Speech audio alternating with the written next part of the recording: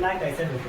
कह रहा है कि जांच कीजिए कि क्या किसी प्राकृतिक संख्या कि तुम जांच करके बताओ कि कोई जो प्राकृतिक संख्या n कि मान लो कोई प्राकृतिक संख्या है वो n। अब प्राकृतिक संख्या क्या होता है ये पता होना चाहिए भैया, ये तो तुम लोग खूब बढ़िया पढ़े हो छोटे से। प्राकृतिक संख्या इंग्लिश में भैया कहते हैं इसको नेचुरल नंबर। क्या कहते हैं?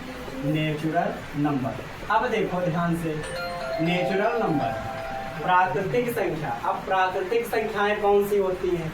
तो जितनी भी counting number, all counting number are called natural number. ध्यान समझो क्या आपने कहा, all counting number are called count मतलब नेचुरल नंबर। अब देखो ध्यान से, काउंटिंग नंबर कौन से होते हैं? ऑल काउंटिंग नंबर यानी काउंटिंग नंबर जितनी भी गिनतियां होती हैं, यानी कि 1 से लगा करके ऐसे इन्फिनाइट 1 से स्टार्टिंग कितने से होनी चाहिए? 1 से। ना इसमें निगेटिव आएंगी ना जीरो आएगा। बात समझ पाए? जिसमें जीरो आ जाएगा वो होल नंबर से हो जाएंगे।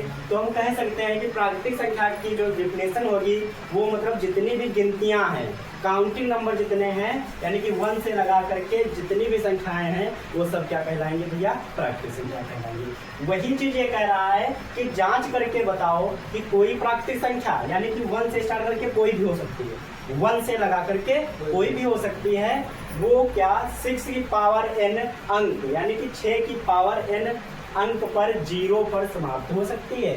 अब देखो ध्यान से, कह रहा है कि जो 6 है इसकी पावर n है यानी प्राकृतिक संख्या है, इस पे क्या वो 0 पर समाप्त हो सकती है। तो तुम क्या लिखोगे? ध्यान से समझना है। यहाँ से क्या लिखोगे कि अगर 0 तभी आएगा भैया, 0 तभी आएगा जब किसी का फैक्टर में 5 और कितना आना चाहिए?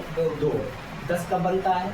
जब अभाज्य गुणनखंड में क्या आना चाहिए? 2 और 5 जरूर है, ये कंपलसरी है कि 2 और 5 आना ही चाहिए। अब 2 पंच 10 हो जाएगा। लेकिन भैया यहाँ पे क्या दे रखा है? 6 की पावर है। 6 के फैक्टर कितने होते हैं? तुम भैया कह दोगे 2 या 6, यानी कि कह सकते हो 2 गुणे 3 और इसकी पावर क्या लिख दोगे? n। क्या इसमें 5 आया है? 0 कब आएगा? तुमको कंडीशन बताया है, 0 तभी आएगा जब भैया फैक्टर में क्या आना चाहिए, यानी कि अभाज्य गुणनखंड में क्या आना चाहिए? 2 और 5। अभाज्य गुणनखंड जब करो उसके तब क्या आना चाहिए? 2 और 5। लेकिन यहाँ पे जो हमको नंबर दे रखा था भैया उसमें क्या आया है? अभाज्य गुणनखंड करने पर 2 और 3। ये देखो करके देखना। तो क्या इसमें कभी 0 हो सकता है? नहीं हो सकता ना।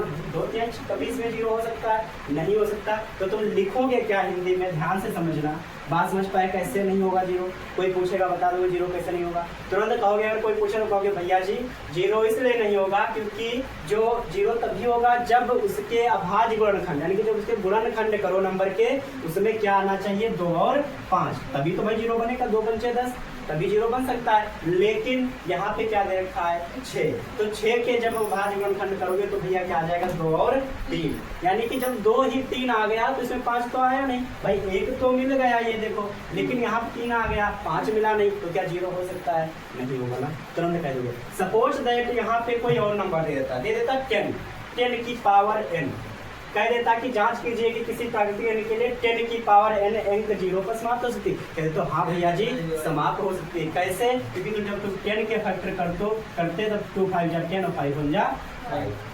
जब तुम 10 के फैक्टर करते तो 2 और 5 आ जाता, तुरंत कह देते भैया जी 0 पे समाप्त हो सकती है। लेकिन यहाँ पे क्या है? 6 है ना, तो तुम तुरंत लिख दोगे। समझ पाना कैसे करना है? लिख क्या दोगे ये समझना है। पेपर में केवल 2 नंबर में आएगा और इसी के नंबर फ्री के नंबर है। लिखोगे भैया कि 6 की पावर n, ऐसे आप लिख देना ध्यान से। संख्या 6 के, केवल 6 है ना, यहाँ पे तुम 6 लिख लो। 6 के अभाज्य गुणनखंड कितने हैं भैया? 2 और 3 हैं भाई। अभाज्य गुणनखंड 6 के क्या है? 2 और 3 अभी करके बताया था। लेकिन यहाँ तुम लिख सकते हो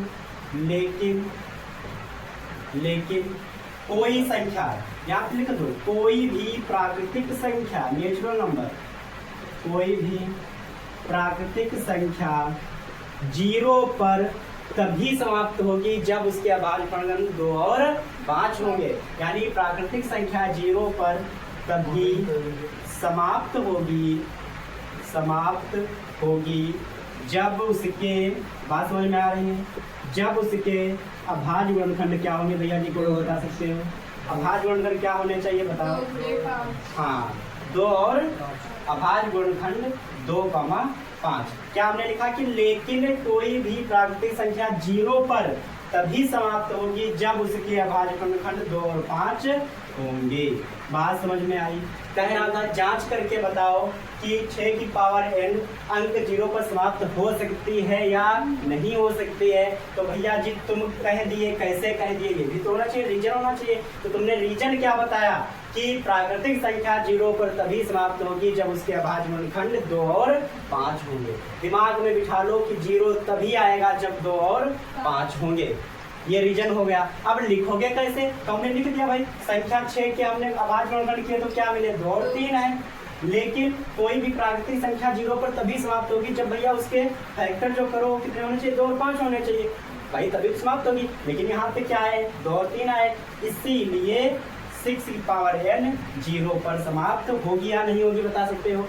समाप्त होगी या नहीं होगी? नहीं होगी, क्योंकि भाई 0 तभी समाप्त होगी जब 2 और 5 होंगे। हमारे पास क्या है? 2 और 3, तो 0 पर समाप्त नहीं होगी। बात समझ में आई?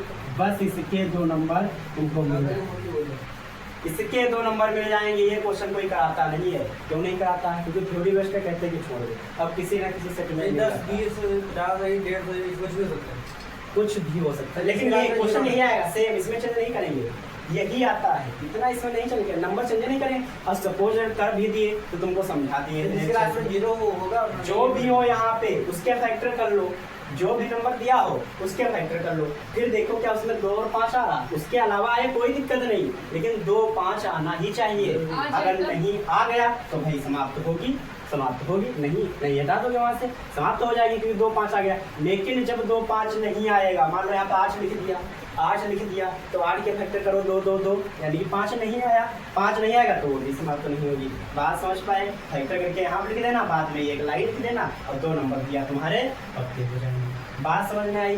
पक्का मोस्ट इंपॉर्टेंट क्वेश्चन है, समझ पाए ना? आराम से इसको लिख लो, बस इतना ही करना है। तो बस सोल्यूशन